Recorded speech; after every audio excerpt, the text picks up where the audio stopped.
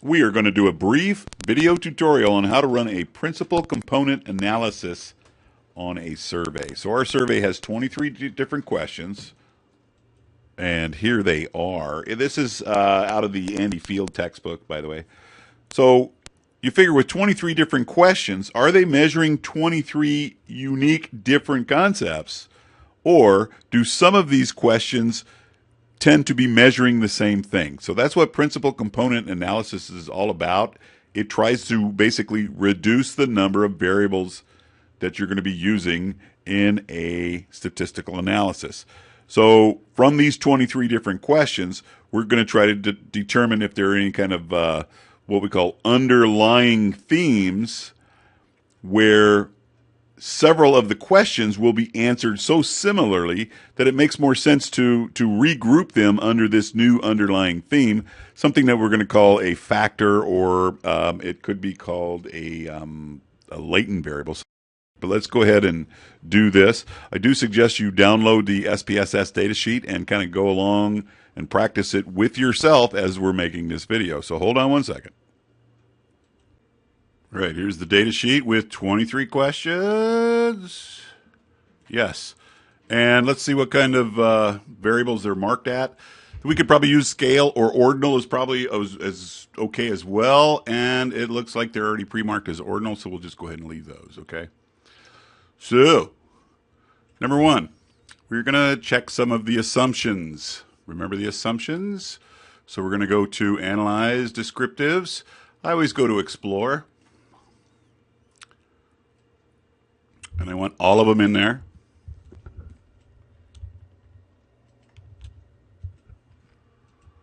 And I want any outliers. So here's the beauty about using a Likert scale, 1 to 5. You probably won't get any outliers whatsoever. And we're going to uncheck that. Click the histogram. We want the normality tests. And options, I don't think there's any. Let's click OK, and let's take a look here. Before we look at the output, let's go ahead and refresh our memories on what the assumptions are. Assumption 1, all variables should be continuous or scale in SPSS or ordinal, so that one's covered. Linear relationship, we'll check that in a second. Sample size, our sample size is huge, as I recall. Yeah, we got over 2,500, so that's not going to be an issue. Number 4 is that the data should be suitable for data reduction. In other words, some of these questions should be highly correlated. In other words, let's assume question 6, 12, and 19, everybody should have answered those relatively the same. So if they scored like a 5 on that 6, then they should have also scored a 5 on the 12 and the 19, whatever those other ones were. So that's what we're going to be looking for, and we will that's what we're going to run the principal component analysis for to tell us. And in the last one, we're going to check to see if there's any significant outliers. So back to the data sheet. Okay, so explore. Here we go. So again, sample size is plenty. No missing data. Kind of nice. There's the averages and the standard deviations on each one of the questions. The question is called an item in factor analysis, or PCA. All right, here's the normality part for all 23 questions, and look at the significance level, right? They're all less than 0.001. In other words, every question, all 23 questions or items are not normal. All right, the reason behind this non-normality is because the range is pretty crappy, right? It only goes from 1 to 5. Which in turn means that you're not going to have a lot of variance. Again, that means that your standard deviations are going to be very, very small. They're going to be very close to 0. So therefore, that's why we say that it is not necessary for these questions to be normal, okay? Because it'd be very, very difficult for these questions to fit a normal curve. Now remember, assumptions aren't really that important if you're not looking for significance, right? We're not going to do any kind of tests or any kind of inferences or anything with this. We're simply trying to lump the questions together that are being answered similarly. So the assumptions are not that critical in this type of statistical use of data. Okay, I'm just going to go ahead and run the PCA. We're going to go to Analyze, Dimension Reduction, Factor. Okay, everything that we want to run the PCA with, we simply bounce over to the variables. So I want all of them in there.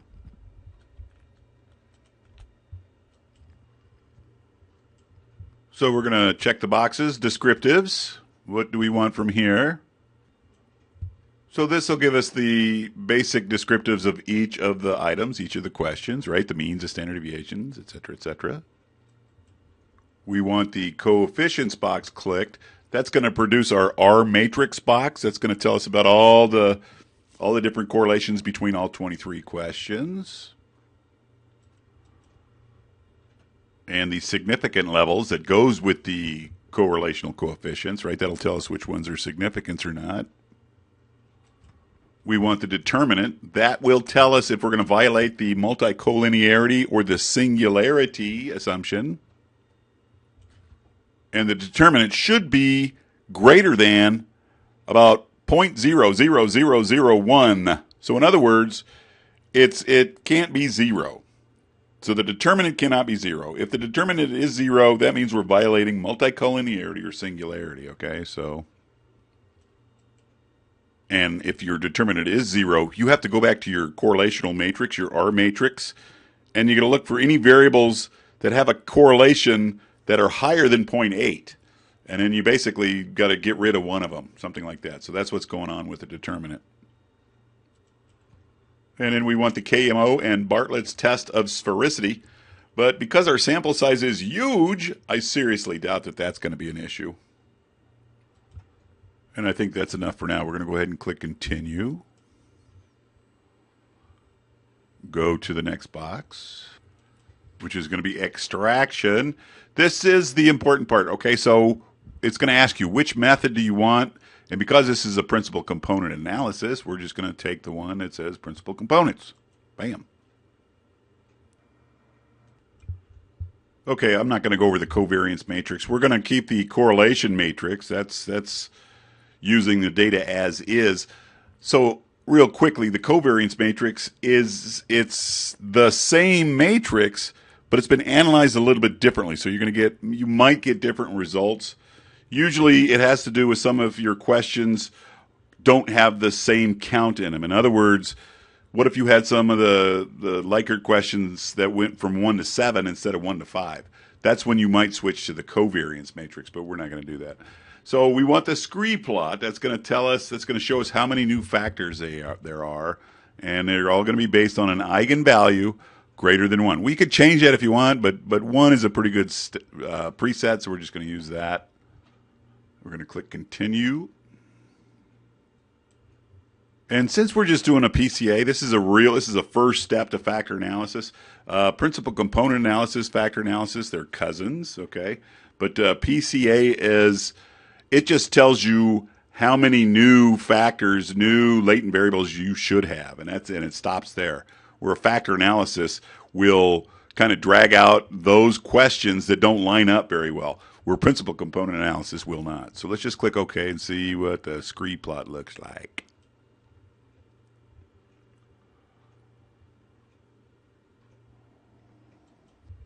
So here's the descriptives box, which we kind of did earlier in the video, but you could just do them all at once. I didn't realize how easy it is. Let's take a look at that, right?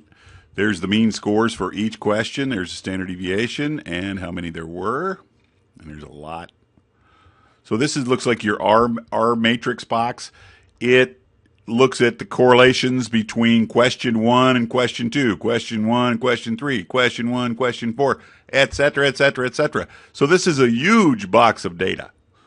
So what the principal component analysis is looking for questions that are strongly correlated. That's all it's doing, okay? So let's just scroll past this. So here's a couple of assumptions being checked by the KMO. I believe that has to do with your sample size. This statistic, this 0.930, this number should be greater than 0.5. If this KMO number is not greater than 0.5, you probably need to increase your sample size, okay? And here's the Bartlett's test of sphericity. With this, we want this sig value to be less than 0.05. I'll say that again. With principal component analysis, we want the Bartlett's test of sphericity to be significant. And ours is. That means we did not violate any of the assumptions about the spread of the variance of the data. So coming up, the commonalities box. So what this is this initial commonality is before the extraction process. And these all should be ones. So in other words, nothing was done with these whatsoever, and they start off with the number 1. But after they've been extracted, the commonality, this number here, this is the proportion of the common variance within a variable. Okay? So in other words, this first question with 4.435, we can say that about 43.5% of the variance associated with that question is common variance or shared variance. Okay, so that means it's loading up with a lot of other questions. Okay, that's good. So this extraction number tells you how well this question is lining up with other questions. And you'll notice they're all relatively good numbers. Okay, you got some real high ones here. There's 0.739. And the good news is there's no low ones. If you had a real low extraction number, that means that one question is not loading up with other questions. It's not being answered similarly to other questions. All right, the next box, I believe, is what we're going to call the money box. Here it is right here. This is your big box, the total variance explained. So we're looking at the new components, right? These are new factors, or what are we going to call them? Latent factors. So the first one new factor, one new umbrella term, if you lumped up a bunch of the questions that are being answered similarly, can explain about 31.7% of the variance by itself, okay, which is a lot. So what we're going to do is we're going to count how many components, 1, 2, 3, 4. As long as these are the eigenvalue scores here, remember the cutoff of 1. So any new component with an eigenvalue of greater than 1, we're going to go consider as a new factor. So according to our data here, it looks like out of the 23 questions, we should probably come up with 4 new themes or underlying characteristics to line up which of the questions are being answered similarly. So we're going to reduce our 23 question survey down to just a 4 variable survey. And with those 4 new components, those 4 new factors, we will be able to explain a total amount of about 50.3% of the variance. So with the 4 new components, we're going to be able to explain about half of the variance. And going down to our scree plot, that should basically agree with the box that we just looked at. But again, so we're only looking at, these are the eigenvalue scores. So the first component is way up there. It's about 7. The second one is about 2. You see this immediate drop off here? So that means your first new component is going to have more questions lined up underneath it. And so we go to 1, which is right about here. So 1, again, it agrees with this box that says we should probably make 4 new components. That's what that's saying. Okie dokie, let's finish this bad boy up. There's our scree plot again. So this tells you, out of the 4 new components, this tells you how strongly each question loads up under each of the new 4. So usually it works like this. The bigger the number, that's probably the new component it should go under. So question number 1 should be under component 1. Question number 2 looks like component 2. Question number 3 should go under 1. Question 4 should go under 1, etc., etc. In fact, I'm looking at most of these. Most of these will load up under number 1. Okay? That's probably why when we looked at this box, our first component can explain about 31.7% of the variance by itself. So you look at these other changes, these other components, they don't add a lot. The second component by itself is only about 7.5%. The third component's only about 5 1/8, and the fourth component's only about 5 1/3 or something. Okay, so it's not a lot of change. If I was doing this, I would probably keep just the first two components and kind of get rid of the other ones because they're not adding a lot to your predictive model. That's what I would look at. Let's see what else we got down here. So again, this just tells you which question gets loaded up under which of the new components.